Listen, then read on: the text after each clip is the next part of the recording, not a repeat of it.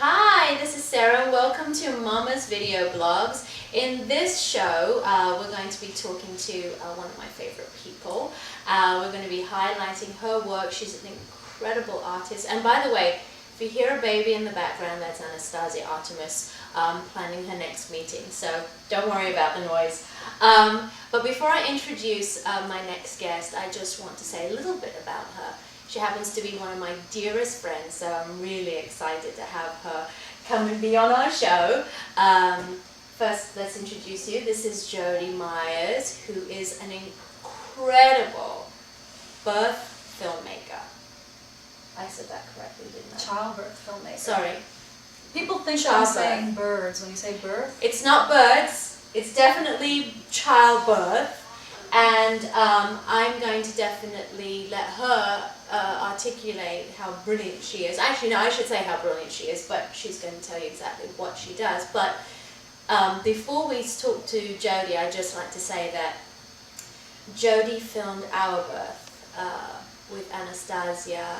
She was born in 2009, and she filmed our birth. And it was so magical knowing that she was able to be there.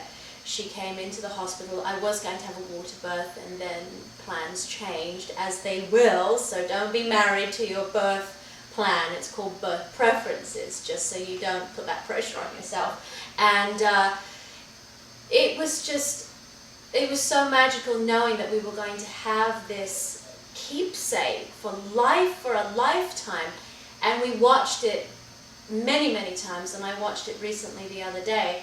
And I have to tell you, it's amazing the little moments you actually can forget when you don't have it in front of you. Because I saw expressions and conversations I had, and I cried so much just seeing those moments when your child is being born into the world and crying and taking their breath for the first time. It was just magical. And the way Jodie films, it's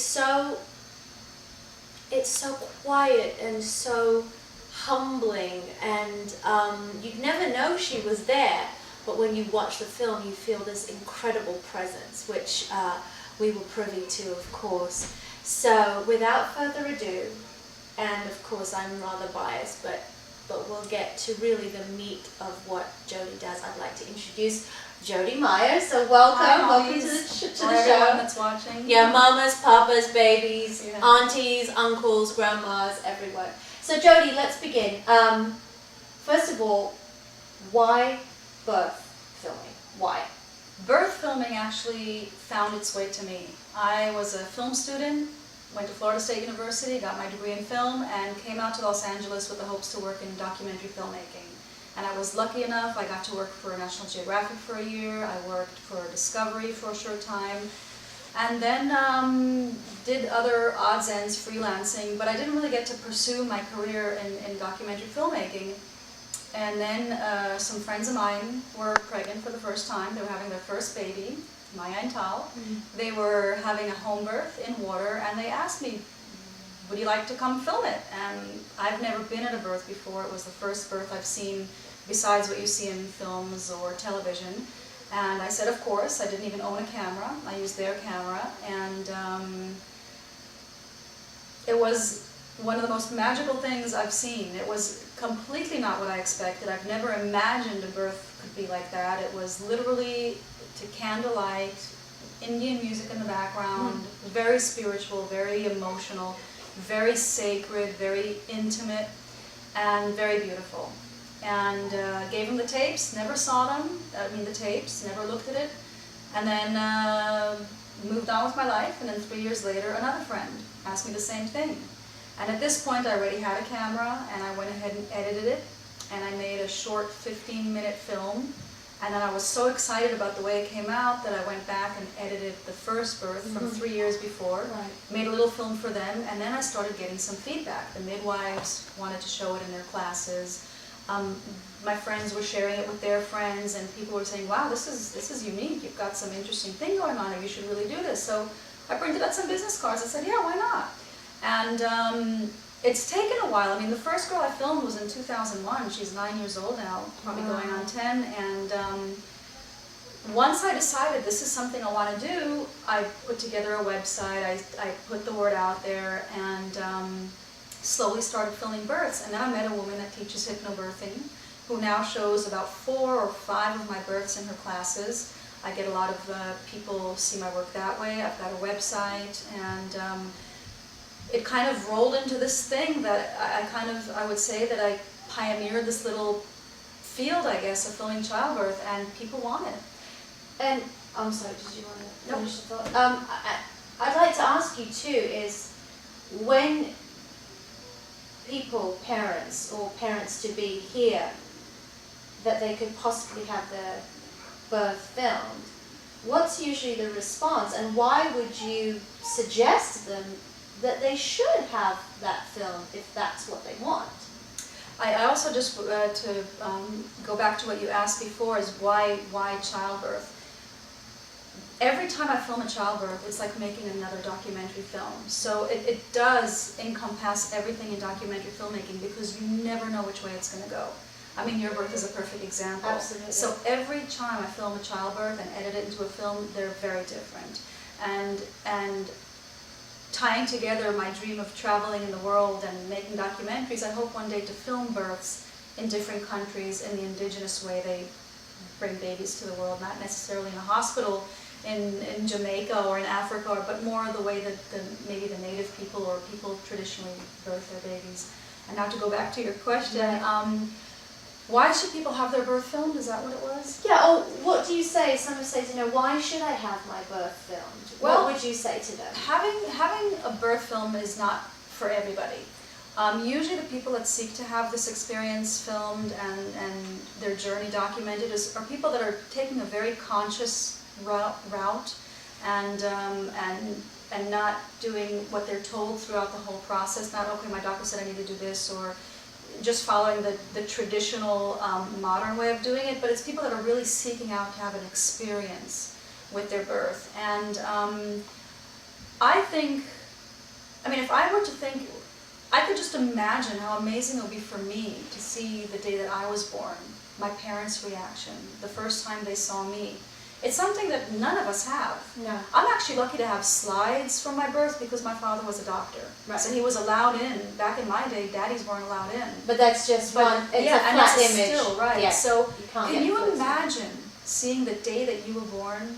So I think it's and unlike weddings that sadly 50% of them don't stay together, this is a lifetime relationship you have with a child. So having that first day and all those first moments, it's so magical. And a lot of times also, when a mother is giving birth, she's in such a different zone that a lot of the things that she's doing or saying or the way she is, she doesn't remember a lot of it. I will attest for the good or for to the that, bad. by the way. There were a lot of moments that I just went, oh gosh, it's like you're conscious and you're present, but there's so much going on as well. And having it in the birth film later reminds them how amazing they really were. I think it's very empowering.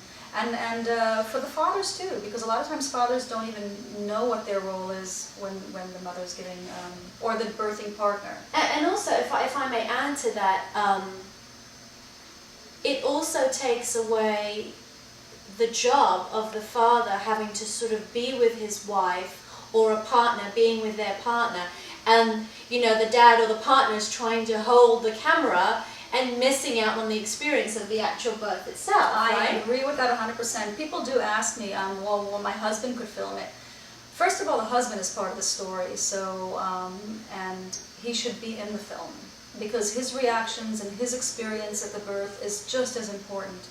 Also, a lot of men get nervous, they get excited, and they get shaky, and at the most important moments, they're so overtaken by what's going on that the camera's just forgotten in the background, so they could miss a lot of the important stuff. And I've also heard of husbands that have passed out with a camera on the floor. So, not a lot, just a few. So it really, if you're not hiring me or you're not having a friend do it, have someone do it, but not the birthing partner, not the father, not the husband, or not whoever the partner is. They should really be there fully to not only assist the mother, but present at the experience as well. And I know that when you have a camera between you and what you're doing, there's a certain space that you're putting between you and the experience. So if a father is behind a lens, he's not there fully. He's not in the experience itself. Now, and how would you handle with, because I'd like to find out sort of if a couple is interested in having their birth filmed, what's the process of that? If say, I'm sure out there may be some of you thinking, oh, I don't know if I want to show my body, and you know, maybe there's some discretion that might need to be had. What would you say to those parents to be? Well, first of all, I work within the comfort zone of whoever I'm filming. There are people that want to see the crowning, they want to see the baby coming out, they want to see everything.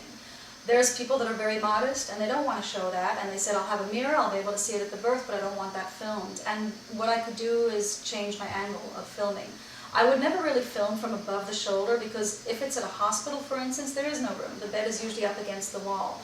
But what I would do is I would film from the side, so I'd be getting the thigh basically blocking anything that would be considered graphic, but you will still see a baby emerge from the mother without seeing anything graphic. Right. And also, when I edit the film, I will keep it as clean as possible. Even with the graphic stuff, or what some people consider graphic, if there's something that's not something I think a mother would want to look at, I'm not going to have it in there. It will be in the raw footage.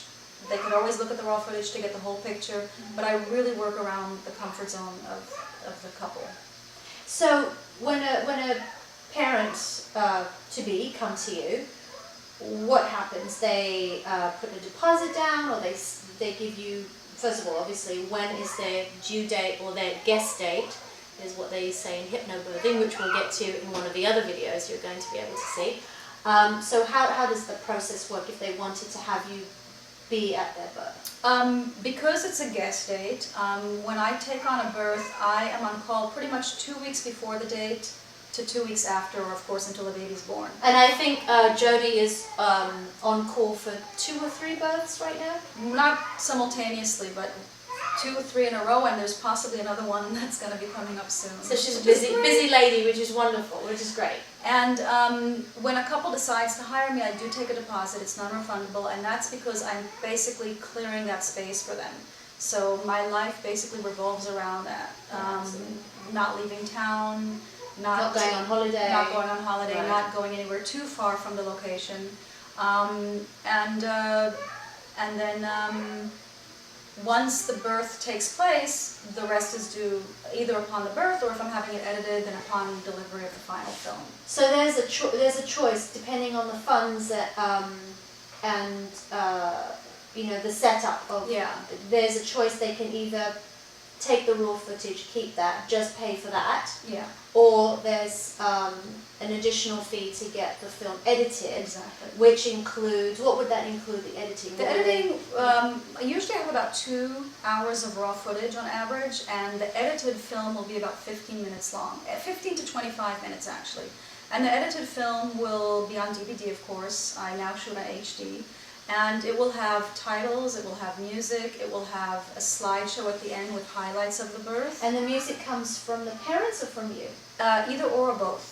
I have a huge selection of amazing music, and a lot of parents just let me do my thing, but there's some parents that really are attached to certain songs and suggested some beautiful pieces that I now use in other births as well. So it's usually a combination.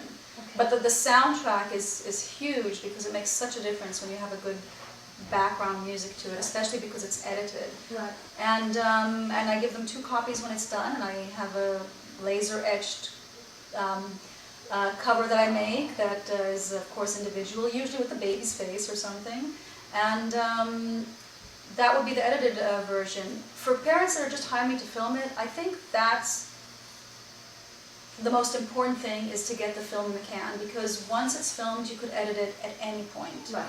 And if you decide to not film it, you'll never have it. So Right. it's a good thing to at least get that done. Right. Yeah. Now, you know, we're all familiar with, you know, the Learning Channel